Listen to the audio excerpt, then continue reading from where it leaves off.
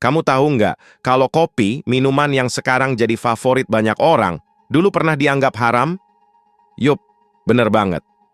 Kopi, yang sekarang jadi teman setia kita buat begadang, kerja, atau sekadar nongkrong santai, dulu pernah dianggap berbahaya. Bahkan, minuman ini sempat dilarang di beberapa tempat, terutama di Jazirah Arab. Gimana ceritanya? Awalnya, kopi ditemukan di Ethiopia pada abad ke-9. Legenda bilang, ada seorang penggembala kambing bernama Kaldi, yang pertama kali menyadari efek kopi. Kambingnya yang makan biji kopi jadi aktif dan nggak bisa diem.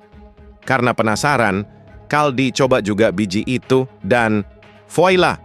Dia ngerasain lonjakan energi yang luar biasa. Dari Ethiopia, kopi dibawa ke Yaman oleh para pedagang. Dan disinilah cerita menariknya dimulai. Di Yaman, kopi pertama kali digunakan oleh kaum Sufi. Mereka minum kopi supaya tetap terjaga selama melakukan ibadah malam. Sounds perfect, kan? Tapi semakin populer kopi ini, semakin banyak kontroversi yang muncul.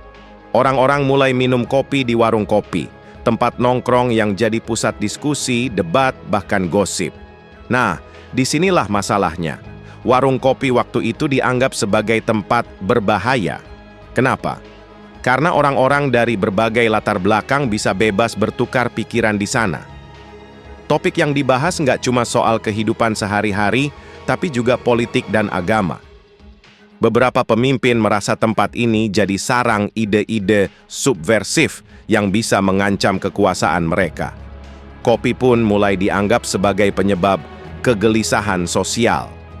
Sekitar tahun 1511, drama kopi sampai ke puncaknya di Mekah.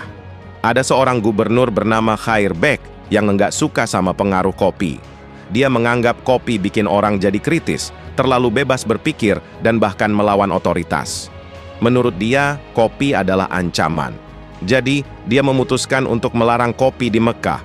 Khair Bek bahkan mengadakan sidang khusus dengan ulama setempat buat membahas apakah kopi itu halal atau haram. Hasilnya, kopi dilarang keras. Semua warung kopi di Mekah langsung ditutup, dan stok kopi dibakar habis. Orang yang ketahuan minum kopi bisa kena hukuman berat. Bayangin deh, minuman yang sekarang dianggap biasa aja, dulu bisa bikin orang masuk penjara. Tapi tunggu dulu, ini belum selesai. Larangan ini nggak bertahan lama. Banyak ulama besar dari luar Mekkah yang menentang keputusan ini. Mereka bilang, kopi itu nggak memabukkan dan sama sekali nggak melanggar hukum Islam. Bahkan Sultan Ottoman, Sulaiman the Magnificent, yang saat itu memerintah Kekaisaran Ottoman, justru mendukung minuman ini. Karena tekanan dari berbagai pihak, larangan kopi di Mekkah akhirnya dicabut. Kopi pun kembali menjadi minuman favorit banyak orang. Tapi bukan berarti perjalanan kopi mulus setelah itu. Waktu kopi mulai menyebar ke Eropa, masalah baru muncul. Di beberapa tempat, kopi disebut sebagai minuman setan. Para pemimpin agama merasa kopi adalah alat yang digunakan oleh orang Islam untuk menyebarkan pengaruh mereka di Eropa. Tapi cerita ini berubah ketika Paus Clement VIII mencoba kopi untuk pertama kalinya. Setelah mencicipinya, Paus bilang, minuman ini terlalu enak untuk dibiarkan hanya untuk orang kafir. Dengan satu pernyataan itu, kopi akhirnya diterima di kalangan Kristen dan popularitasnya terus meroket.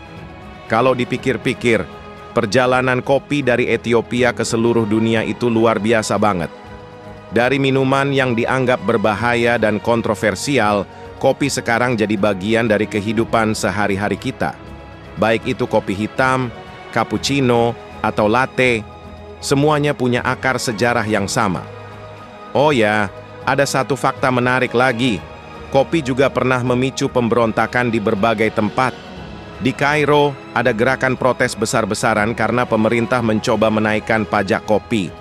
Di Prancis, warung kopi jadi tempat lahirnya revolusi Prancis. Bayangin, tanpa kopi, mungkin sejarah dunia nggak akan sama. Jadi, lain kali kamu minum kopi, coba deh bayangin gimana perjalanan panjang si hitam ini sampai bisa ada di cangkir kamu. Dari Ethiopia, Yaman, Mekah, hingga seluruh dunia, Kopi adalah bukti bagaimana sesuatu yang sederhana bisa mengubah peradaban. Gimana menurut kamu? Kopi memang ajaib banget, kan? Kalau kamu punya fakta menarik lain tentang kopi atau minuman lain, tulis di kolom komentar. Jangan lupa like, subscribe, dan nyalakan lonceng biar kamu nggak ketinggalan cerita-cerita unik lainnya. Sampai jumpa di video berikutnya.